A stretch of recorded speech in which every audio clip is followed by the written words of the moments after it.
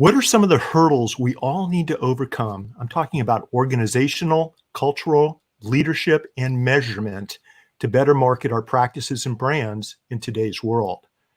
What are the two most important phases, of consumer behavior shifts that we need to pay attention to brought on by the COVID-19 pandemic? What's the meaning of new marketing and marketing rebellion, and why do consumers want brands that represent values? Well, during tonight's show, Mark Schaefer, my guest, is going to answer these questions and share his insights to what's happening right now in marketing and branding, especially in a COVID-19 world. Now, who's Mark Schaefer? Well, most of you know Mark, but he is a globally recognized keynote speaker, educator, business consultant, and author. His blog, Grow, is hailed as one of the top marketing blogs in the world, and he's the author of 7 books, including Marketing Rebellion, Known, and The Content Code, to mention just a few. Recently came out with a new free ebook, The Pandemic Business Strategy Playbook, Actionable Ideas in a World of Uncertainty. And you can connect with Mark over at businessgrow.com. Without further ado, I'd like to welcome Mark Schaefer to the show. Hey, Mark, how you doing? Hey, Mitch, it's great to see you. Well, it's good to see you too. And it's fun chatting with you before we went live. I want to encourage everyone to join us on all the different platforms, submit your questions. We are monitoring them, and we will be getting your questions over to Mark. Before we dive in, I just want to thank you publicly for the beautiful watercolor that you were kind enough to send over to me not too long ago. And for those of you that watch my runs down at Strands Beach in Dana Point, California, Mark saw this picture that I shared and turned it into a beautiful watercolor. Thank you very much, sir. I appreciate that. Well, you're welcome. Those were still my early days, but it holds up pretty well. Looks pretty good. It looks very good, and it sits right across from my desk, so I think about you on a daily basis, Mark. Oh, thank you, Mitch. It's my pleasure. Listen, we have got a lot to talk about. We're all going through a lot of change, both personally and professionally, a lot of challenges. I've always, and I'm telling my clients, let's be proactive, right? Let's be proactive and make smart decisions moving forward. But you're talking from the perspective of someone that's been there and done that. You had to do battle with COVID-19. Tell us a little bit about that before we dive into the show today, if you don't mind. Yeah, well, it's not very often I start an interview talking about my illness, but I asked your permission to do so. That is relevant. It is certainly relevant. I don't mind talking about it at all. Well, my wife got sick she was on a ski trip in Idaho and came home sick. She went to see a doctor. The doctor said, "Oh, you just have a touch of the flu." But after she had a fever for 5 days in a row, we said, you better get tested. So she tested positive, was sick for about 2.5 weeks. And miraculously, I didn't start showing symptoms until she was better. So that was really quite amazing because I was in this highly contagious environment for so long. My sickness lasted about 3 weeks. Neither one of us had to go to the hospital, so that was great. That was kind of the goal. I was pretty sick. I had a lot of coughing. I had a fever for 15 straight days. Sometimes I had a fever and I was shaking with chills. I was wearing like a winter coat and gloves. I was shaking so much. Stomach problems, headaches. It just threw something different at you every day, trying to, find some weakness. The two symptoms that were kind of the most concerning were I had this pressure in my chest, which was really unnerving. And that got pretty bad for a while. And I had this hypoxia where I wasn't getting enough oxygen to my brain. And so I went for a period of a couple of weeks where I really couldn't concentrate, couldn't read, couldn't write. And it was because I was sort of like standing at the top of Mount Everest, sort of disoriented, not getting enough oxygen. So thankfully, all that went away. I'm back to work. And I played tennis today in the sunshine. Oh, did you? So it's all good. Well, that's good to hear. And the reason I wanted to bring it up, and I asked your permission before we went live to talk about this, is that you're somebody that not only had to deal with COVID-19, but just like the rest of us, this pandemic's affected all of our businesses. Oh, sure. It's affected our marketing and branding strategies, and that's what we're going to Sure. focus on tonight, you guys, is the business side to all of this. And I want to just say hi to everyone joining us. Please share this out. I will get to your questions and share your questions with Mark. But let's talk a little bit about the Marketing Rebellion. You know, it is your book that you came out with in 2019, your latest book, other than the free ebook on the pandemic. What do we need to know about the Marketing Rebellion based upon what's happened the last 2 months and moving forward? Well, it's a fascinating question, really, Mitch, because a number of people have written me since this pandemic started and said, "Oh my gosh, your book was prescient. It predicted really what was going to happen." And I think if we look at a lot of our businesses and what's going on with consumers right now, it's speeding up the inevitable, right? I mean, the virus is really making changes in the world that probably needed to be changed anyway. And some people are saying it's like it's blasting us like 10 years into the future in a lot of ways, you know, how we work, how we connect, how we buy, the future of retail and so forth, right? And I think the same certainly was true for me. Now, one of the things I talk about in my book, and it's so fascinating to see this happening, you know, I have to admit, you know, maybe this sounds weird, but, you know, look, this is a terrible, terrible, terrible time. You know, I've suffered during this period. My business has suffered, but from an academic standpoint, it's absolutely fascinating to really see how things are evolving. And here's what we're seeing, Mitch. The subtitle of my book, Marketing Rebellion, is "The Most Human Company Wins." And that's exactly what's happening. It's exactly what's happening. And if companies aren't connecting today in really an authentic, genuine, compassionate way, they're becoming a joke, right? Mm-hmm. And the biggest companies are struggling with this because they're locked into their systems and their advertising agency relationships, you know, and they've become memes, right? "Oh, we're with you. You know, we've been with you for 25 years and we're here to help." Well, how? How? Show me. Yeah. Do something. The companies who are getting down in the trenches, rolling up their sleeves and getting to work to really help people, those are the companies who are building a brand. They're becoming legendary, right? Because they're showing the human side. And we're hearing so many amazing stories of companies that are donating food and donating equipment, and they're giving, you know, millions of dollars to, you know, keep their employees employed. You know, we've got companies here who are donating food to feed medical workers, you know, the heroes in the field. And so we're seeing it come alive. We are absolutely seeing it come true, Mitch. I believe this with all of my heart and every fiber in my body, that this is what we want as consumers and as human beings. We want to connect in a real human way, and the most human company will win. And that's what's happening right before our eyes. It's interesting because, you know, I read your book. I read the book once, and then I listened to it again during my runs. And, you know, I like to run, and you guys know me. I'm not going to do that unless I thought the content was really, really good. And it is. But my takeaway was what you just said. What you were talking about in your book, we're watching play out in real time, 24/7, for the good, for good or for bad, right? Mm-hmm. And it's interesting because originally automobile manufacturers were coming out with commercials, and I thought during week number 1 they were spot on. I mean, they were addressing this issue. We care.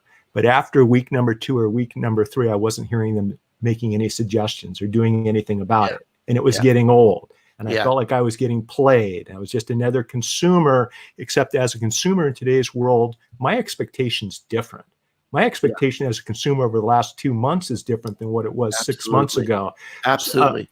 That's a So very key point, by the way, is let's that, talk about it a little bit. it's probably the most important point that we'll talk about tonight is that, what's happening now, how the world is changing, how consumers are changing their habits in a very permanent way. One of my marketing heroes is a guy named Martin Lindstrom. He wrote a wonderful book called Small Data. I understand he's got a new book coming out next year, so I can't wait to see that. And I follow Martin, and one of the things he's projected, here's a guy who is, he is one of the most brilliant futurists around. He said, we're conditioning an entire generation basically to have post-traumatic stress syndrome. He's saying the fear part of our brain is so overworked and so overwhelmed for so many weeks, it's going to be a permanent shift. People are being rewired. They're not just creating new habits. And this is why this is so important, Mitch. It's so important for us to talk about this, because what we need to do right now, we have to assume we don't really know our customers right now. That's how much it's changing. We need to get out there. We need to listen. We need to reconnect. Martin gave this example.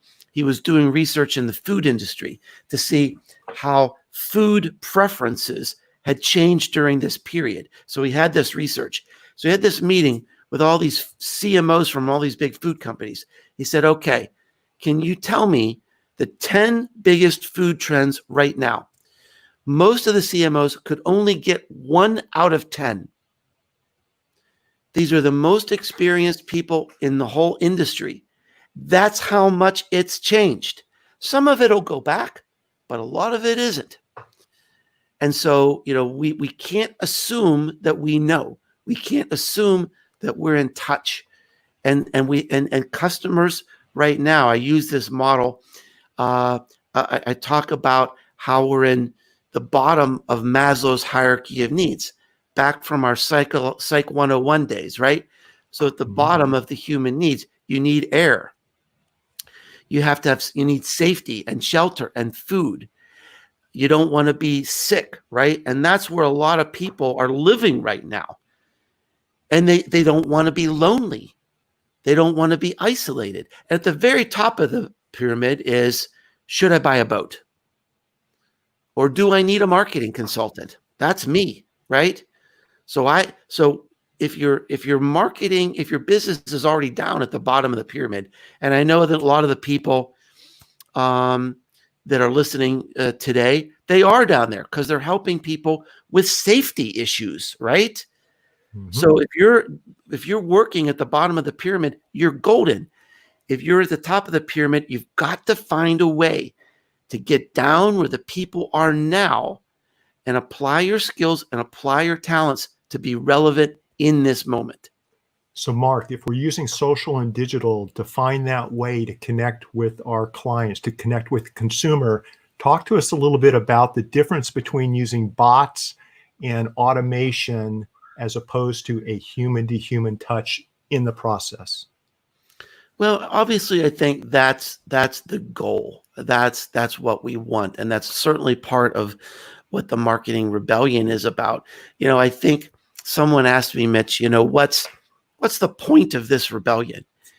Every rebellion has a goal, and I said, in my mind, I have this image of this massive group, this massive march of people, and they're coming to our companies and they're holding up a sign that says, "Respect me," right? Stop spamming me. Stop interrupting me. Stop, respect my life and respect my time and respect my privacy, right? Don't use technology to annoy people and abuse people and hurt people, right? It has to stop. Now, look at what we're doing tonight. We're using technology to lower the barriers of connection, right?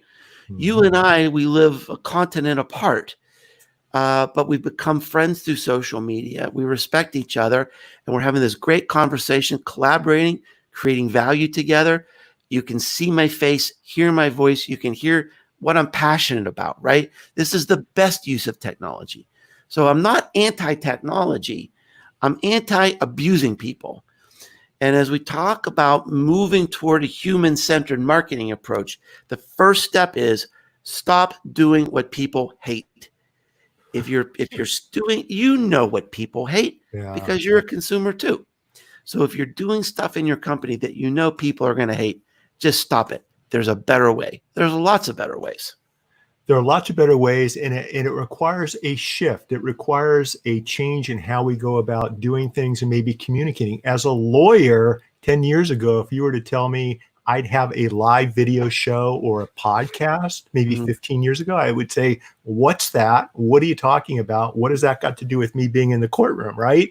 Tonight, I'm here talking with you based upon a prior relationship, based upon an ongoing level of communication, and shifting how I practice law and build my brand to hopefully add value to the consumer, hopefully open up another door to allow people access to a lawyer that they didn't have in the past.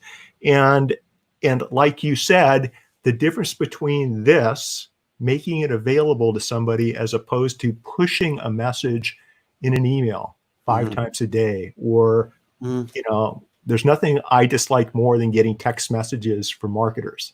Oh yeah. This is the one place where, if I get something on here, it's usually personal, it's usually family, it's usually a client.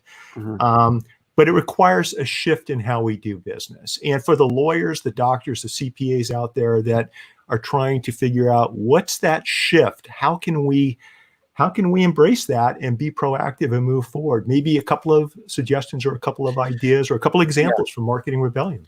Well, I think the most powerful idea and really sort of the core idea behind the book is Marketing Rebellion. I wrote this, it's a wake-up call. And it's not my views of the world saying Mark Schaefer says, this is different now, right? So this is research.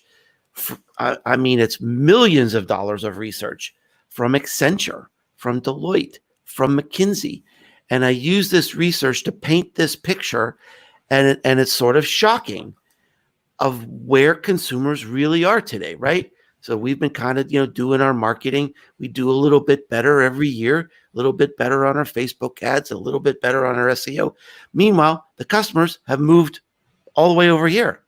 And so, and the most powerful, I think, statistic or idea in the book is that 2/3 of our marketing today is occurring without us, right? The customer is the marketer. They're going to connect, especially when it comes to legal services, personal services, right? They're going to connect through a relationship, right? Through some emotional tie, to you as a person.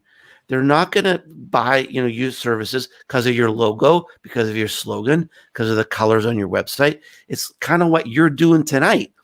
It's showing your face and your heart and your passion and your intelligence, right? We have to be the 2/3 of our marketing is occurring without us. We can't buy our way in. People don't see ads anymore. If they see them, they don't believe them.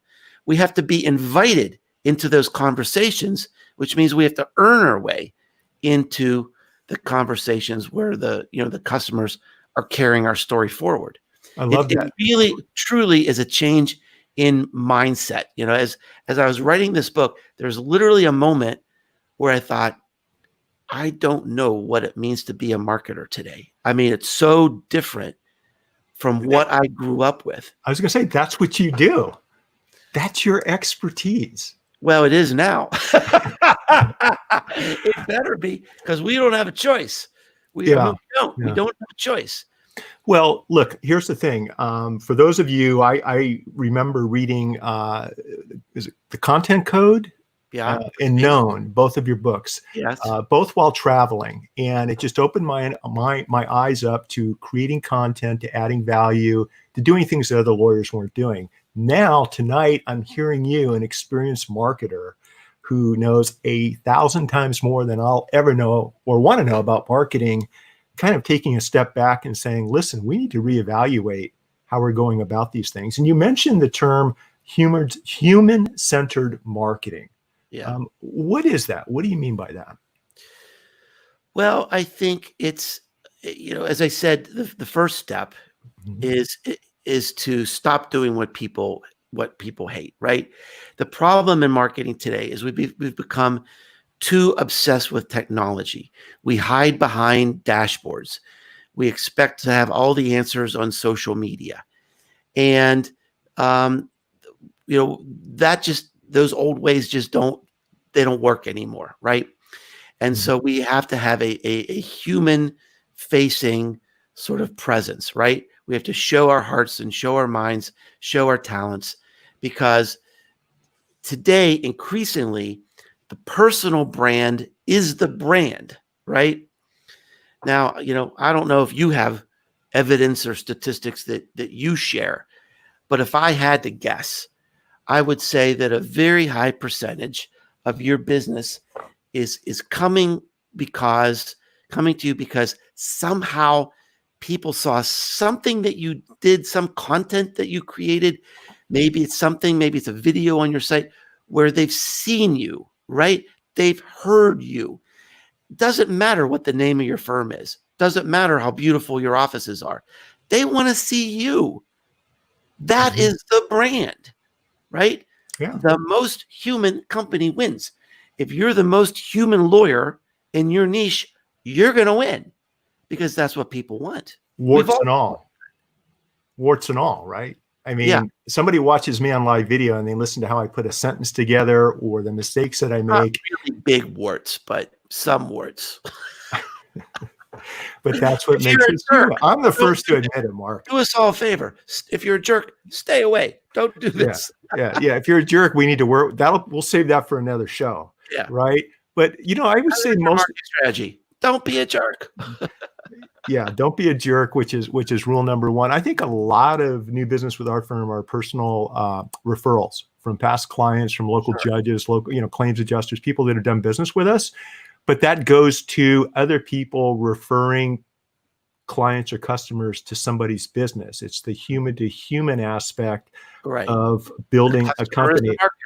And I know, you've written about that. That was something you really focused on in Marketing Rebellion. Talk to us a little bit about the customer being the new world marketer, especially in today's world, and maybe a little bit about user-generated content as it relates to all of that. Well, the research shows, there's a familiar bit of research from Edelman called the Trust Barometer. They've done this research for, I think, 11 or 12 years now. And they show how people trust companies and brands all around the world. And what this has shown is that for 11 consecutive years, trust in businesses, brands, and advertising has plummeted. But who do people trust? They trust business owners, business founders, entrepreneurs, technical experts, right? They trust each other. They trust their neighbors and their friends. That's who they believe, right? The customer is the marketer. I connect to businesses in my community because I want to support the people. The people are nice. The people are worthy. The people are involved. I see them. It's not just saying, we're great and we'll get through this together. We're with you. I'm seeing them out there creating groups to make masks, right? I'm going to support those people. They're down in the streets, helping people, feeding people, I've got a group of friends delivering food to elderly people who can't get out to the stores right now, right? That's legendary. That creates legend. That's going to create loyalty that transcends this pandemic and transcends generations.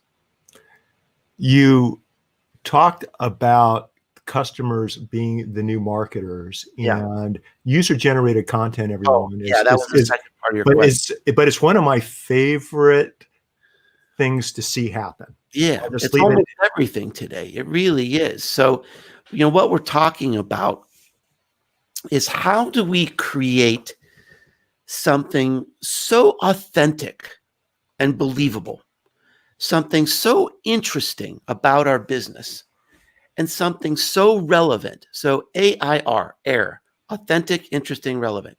That's what makes a story carry forward. That's something people will talk about at a dinner party.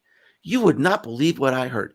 Did you know that, Mitch, this lawyer, he did this, and he's working in the community. And did you know he's doing this live streaming video, and he's well known all around the world. And so AIR. So what is it about you that is worth sharing? You've got to figure that out.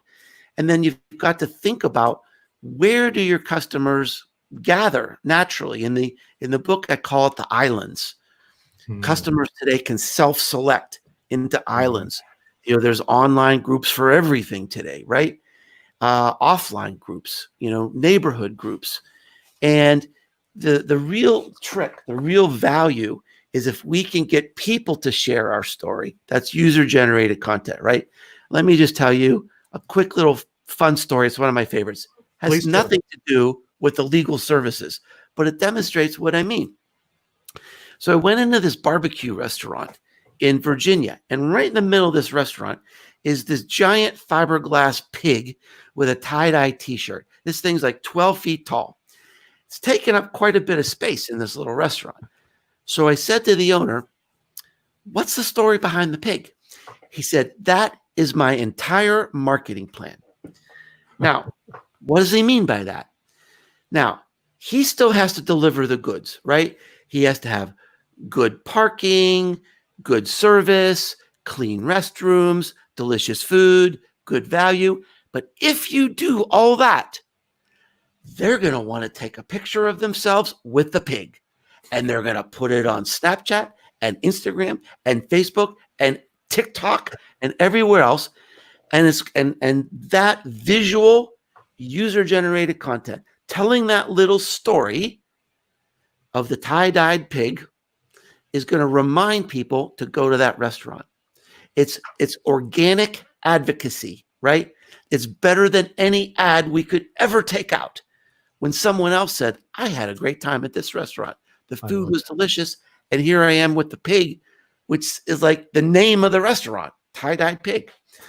So that is user-generated content at its best, right? I think he paid $1,200 for a fiberglass pig. He'll never have to spend another dime on marketing again. I just love hearing those stories. Tyler Anderson, CEO of Casual Fridays, who puts on Social Media Day San Diego, that I've spoken at the last couple of years, gave a presentation last year, Mark, in 2019, last year, on user-generated content, and talked about a car wash in San Diego, where it's like the Soapy Suds car wash, where people, as they're driving through, lip sync a song as they're driving through and post it with a hashtag. It's great because you're sitting in the car anyway. They've got a captive audience, and they give away, free car washes for a month or whatever it might be.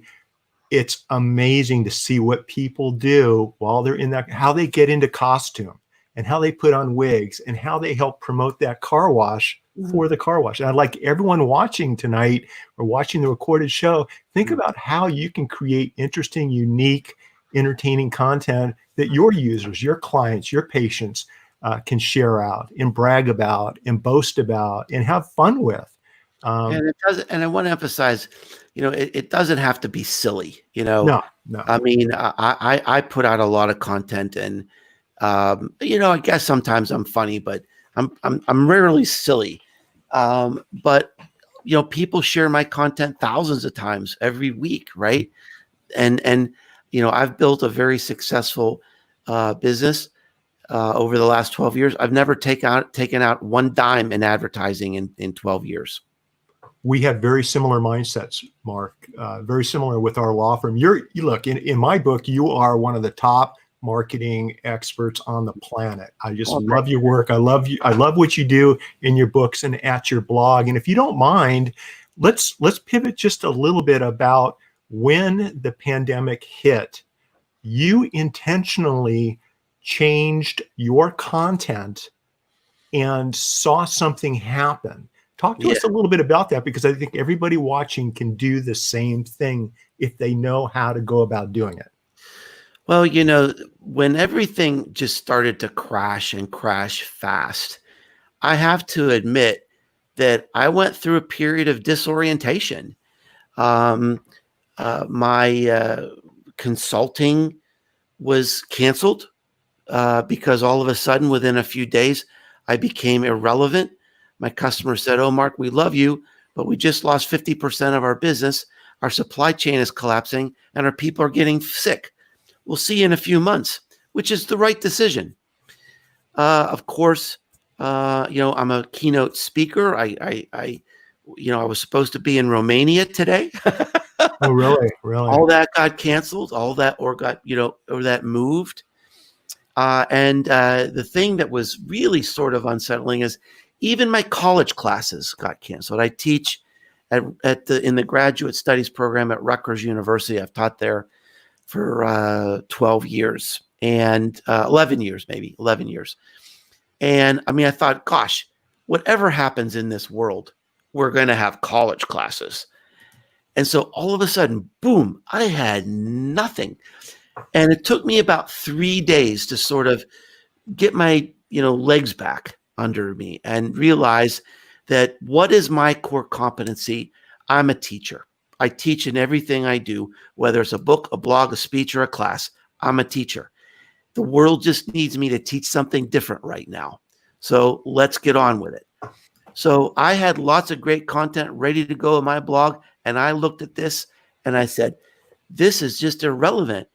The people who read my blog are suffering right now. They're confused. They're disoriented. They're filled with uncertainty and pain. They're confused. And so I got to get down, like we talked at the bottom of the pyramid, right?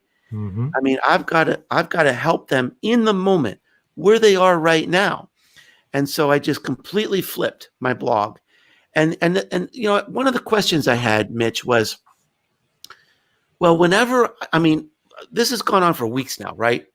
I'm starting to write more about, marketing, traditional things. I'm kind of getting back in my regular groove now. But for weeks and weeks, I wrote about really, psychology of disorientation, right? And pain and suffering and choosing to use this time to write your own narrative, right? Because we're living in the middle of history. What's happening now, this is what we're going to tell our children and grandchildren for the end of till the end of time, right? What's the story we're going to tell? Let's tell a story of courage and resilience. We can choose to write the story. So this is the stuff I was writing about. And people ask me, well, were you worried about SEO? Were you worried about, creating evergreen content? Because people might look back at this years from now and say, well, what was that all about? But I think this is an example, Mitch, of, look, you've got to reorient now with courage, and you've got to be bold and say, I need to help people where they are right now. We'll worry about the money later. Right now, it's all about helping, giving, being compassionate, and really walking the talk, not just lending a hand, but being the hand, right? Another thing I haven't really, talked about, but I was doing probably 4 or 5 coaching sessions a day with people. And most of the people I talked to were in tears, right? It was very hard. It was very stressful. But I have a background in coaching and counseling, right? I have a master's degree in coaching and counseling, which I don't use so much in the marketing job, but it's something I can apply now. So when I saw people frantic and hurting, I said, just call me. Call me. You've got somebody to talk to, right? And I can't tell you how many people I talked to. And it was very stressful. I would leave my office completely wiped out because I would spend the whole day talking to people who were in tears. But that's what I had to do. Mark, we both kind of approached it from the same perspective. We also just said, listen, if you have a COVID-19 issue in your business, whatever it might be, and the same thing with respect to what's going on now with the protest and First Amendment rights and things like this, just call us, just reach us, DM us, right? And same thing, at the end of the day, we're exhausted because we're trying to answer so many questions, but it's just the right thing to do. We're seeing, not us, but generally speaking, podcast numbers, website view numbers, live video numbers, even this show, they're going down. And there's a lot of reasons for that. And when COVID-19 hit, we immediately started creating content about assumption of risk and waiver documents and speaking agreements, things people like you need to start including in your speaking agreements to protect yourself, to protect your team, to protect your financial interests. Those were some of the most heavily viewed and talked about blog posts that I've ever had in my life because it was relevant to what was going on in the world. Same thing with respect to whistleblowing, same thing with respect to the right to free speech and some of the content we're sharing now. You did the same thing. You pivoted and started creating content that people needed to see in order to get answers. Right. And and you just explained that, but I just think it's just so important for people to stop. And the thing that happened that was sort of unexpected, totally unexpected, is the traffic on my website doubled, and I saw the same thing as you did. I mean, my podcast numbers were down. Everybody was down 40%, 50%, because they were overwhelmed and their routines were broken, right? So there was no commute. So you don't listen to podcasts anymore because that's the when I used to listen to podcasts. I don't read Mark's blog anymore or whatever. But because undoubtedly it was because of the pivot. I mean, some of the articles that I wrote an article. It had a really strange title. Early on, it said, "The Coronavirus: A Love Letter." I read that. And basically what I was trying to do is saying, look, okay, I was mad and upset and disoriented for a few days. And now I'm just embracing the chaos. Bring it on. We're going to get through this. And this is how I'm going to use this time. And this is what I'm going to do. And there's no stopping me. And I listed, I think like 25 positive things that I could do. And that had a huge impact on people. Yeah. I mean, I got so many comments on that. And I think it helps people because this uncertainty is just wearing us down. But if we can just focus on one positive thing that we can do today, it's sort of like makes a lot of this other irrational thought and irrational fear fade away. I think the leadership that you showed in that post, I took that post and shared it with my mastermind, because I wanted to empower them and look at this as a proactive approach. And few people write as well as you do. And so I just took your post and said, you guys need to read this. There's a message here. Be proactive, be a leader. And for those of you that are professionals, be there for your clients. Okay. Don't look at them as a source of income. Look at them as an opportunity to help and to assist. One thing you did, Mark, and this is kind of a shift or a hard pivot, but one thing you did is you did write the ebook when all of this went down, the Pandemic Business Strategy Playbook. And you talked about 4 strategic ideas that we as business owners and as marketers need to understand and appreciate moving forward in time. Can you go over those 4 different strategies with us? Yeah, I mean, real quickly. And I think we kind of talked a little bit about this earlier, but the most important thing we need to do right now is to reassess where are our customers going? Where are they now? And where are they going to be? Are they creating new habits that are going to transcend this pandemic? Are they going to be buying in different channels? Are they going to be buying from different people? Are there new competitors that have emerged? Here's a quick example. So when my wife and I were sick with the virus, we couldn't go to the store. We needed food. And so, we were quarantined. And so we subscribed to this thing called HelloFresh. They deliver this box to your door. It has all the ingredients and a recipe, and you can make food at home. And we discovered that we like it because it's teaching us like new things to cook. And so after the pandemic, we decided we're going to, keep subscribing to this, a couple times a week. Now think about this. We're buying food through a channel we didn't even know existed two or 3 months ago, right? Yeah. So, number one, where are your customers? What are their spending habits? How are they buying? And we don't need to get it perfect, but we just have to think, what's the highest probability answer? Don't worry about the worst case. Don't worry about the best case. Just think, what's the highest probability? Get as much information as you can.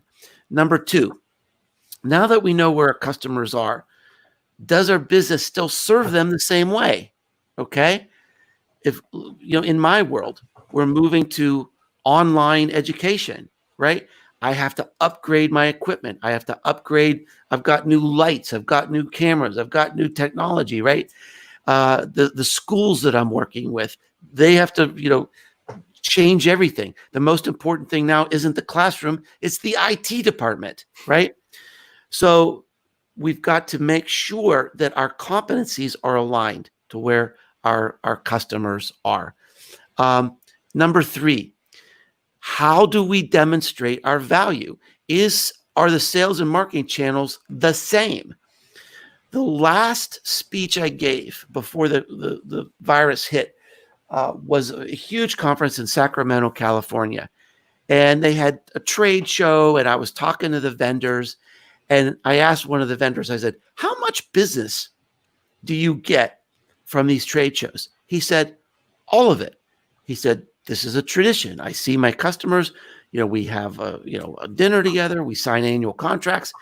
This is where I get all my business. Now, if you're depending on live events and conferences for your sales and marketing, ain't gonna happen, right?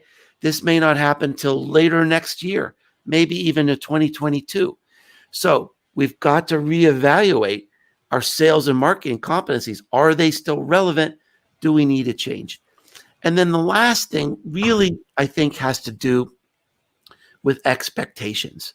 Look, I used to work for a Fortune 100 company. It was a public company. We had quarterly sales goals. All that is like just out the door right now. And I think we need to sort of almost like for the next 18 months at least, kind of reevaluate, what does success really look like right now? I think for many of us, for me, for many of my friends, success means getting to the other side. It means arriving, right? You don't have to be remarkable. You don't have to start some new habit. You don't have to get, a beach body. You don't have to learn a new language. You just got to get to the other side. That's success right now. Just fight to the other side, but do it with grace. Do it with compassion. Meet customers where they are, and that's what's going to create loyalty right now. Mark, I just love that. In the last couple of minutes, do you mind if I just run a couple of questions by you that are coming in? Sure, absolutely. I'd love to. Just different topics, so I don't want to go too shotgun on you. But one of the questions has to do with everyone using live video right now. There are people that had never been on Zoom before that are now accomplished Zoom users over the last couple of months. Understanding the power of video and live video, moving forward when it comes to marketing, in the vein that you've been talking about, what platforms would you suggest smaller service-oriented companies, so I guess like lawyers and doctors, to focus on? I think I already know the answer to the question, but just in your mind, based upon what we're experiencing now as consumers, are there any particular platforms that you think we might want to focus on, or does it depend on your audience? It's a big question, but let me try to answer it as succinctly as I can. Didn't mean to do that to you. Sorry about that. Well, number one, pick something that you love. All right. Don't worry what everybody else is doing.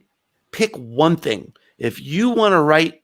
If you want to have a podcast, have a podcast, because you got to stick it out, right? Mitch, you've been doing this show for a long time, right? That's how you build authority. You got to be consistent. You have to stick it out. And you're not going to do that if you're not having fun.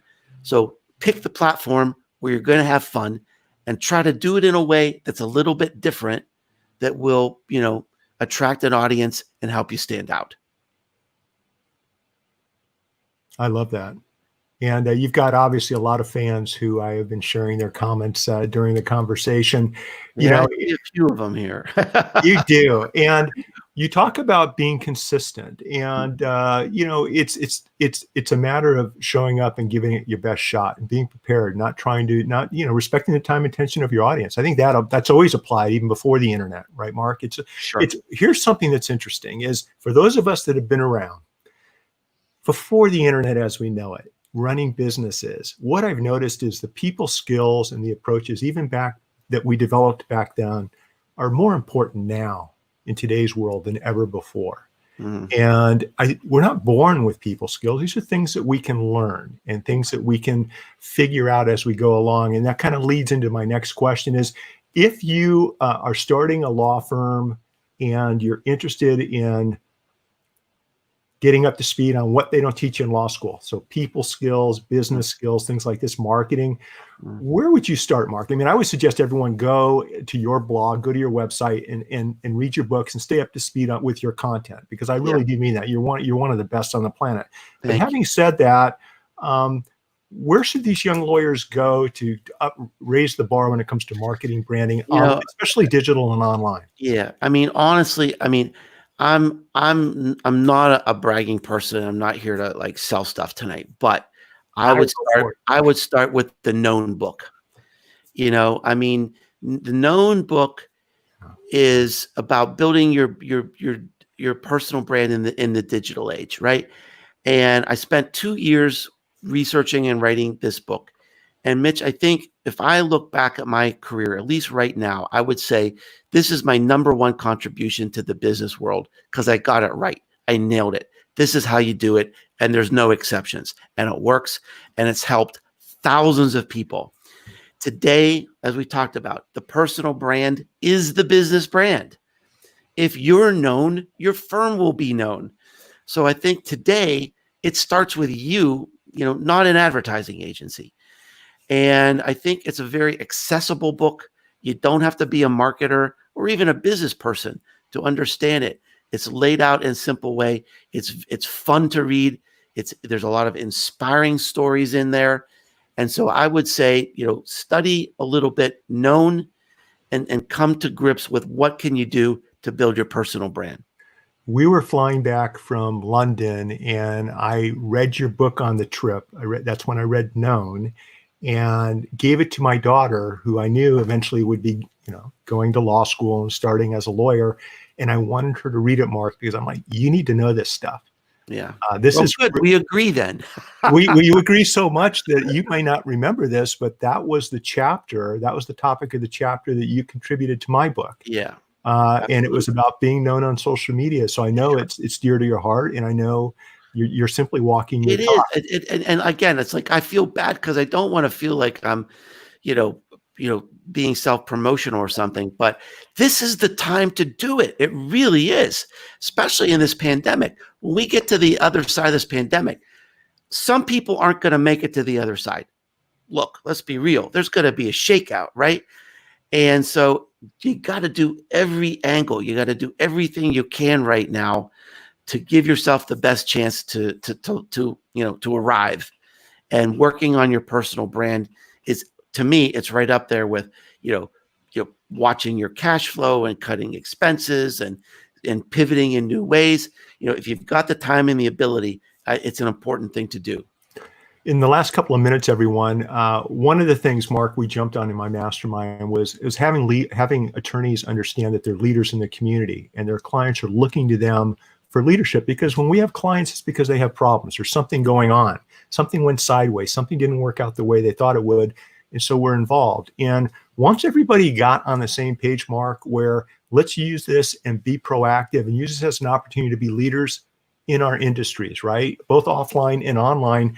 What I noticed is members start to, I don't want to say become more relaxed, but I saw them becoming more focused and getting up each morning with having a better intention about what was going to happen that day, because they knew they're going to be adding value to somebody's life. And to me, by building your brand, doing that, while at the same time sharing stories, sharing blog posts, like the blog posts that you've been writing and you've been sharing, to me, that's what it's all about. Because like you said, 3 months from now, 6 months from now, 12 months from now, that's what people are going to remember.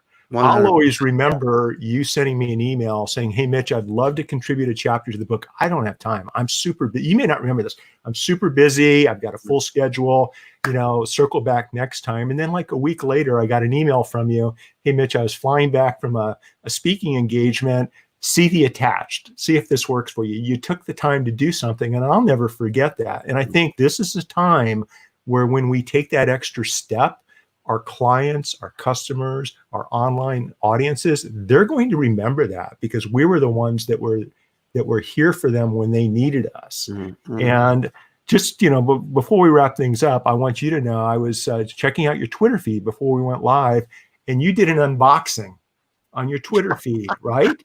Yeah, literally moments before we went live. It literally was like a couple of minutes. I'm multitasking all the time. But here's the takeaway, you guys, is this was an event that I think it was called Shaffer, that you would go to. It's in Florida. I'm guessing you probably spoke there or keynoted there, and didn't happen this year, obviously, because of COVID-19.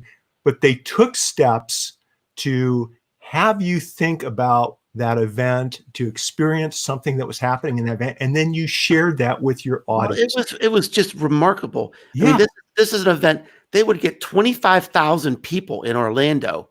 And on May 5th, they decided to make it virtual. And it was this week. And they put the whole thing together, 5 days of interviews and content. And oh my gosh, it was miraculous, really, what they did. It was mind-blowing what they did. And the example that I use is, in the live event, they were going to actually make these water bottles and customize them. And they had all these robots. Well, the event was canceled, so they made a website with robots to make these water bottles that are then mailed to you. So, I mean, the whole event was really mind-blowing what they were able to do. It was one of the most impressive content pivots I've ever experienced. And this is the time. SAP was the company. Yeah, SAP. Okay, SAP. And this is the time to do that pivot. Instead of just canceling the event, they took things to another level. Mm-hmm. And now they've got us talking about it right now on live video around the world.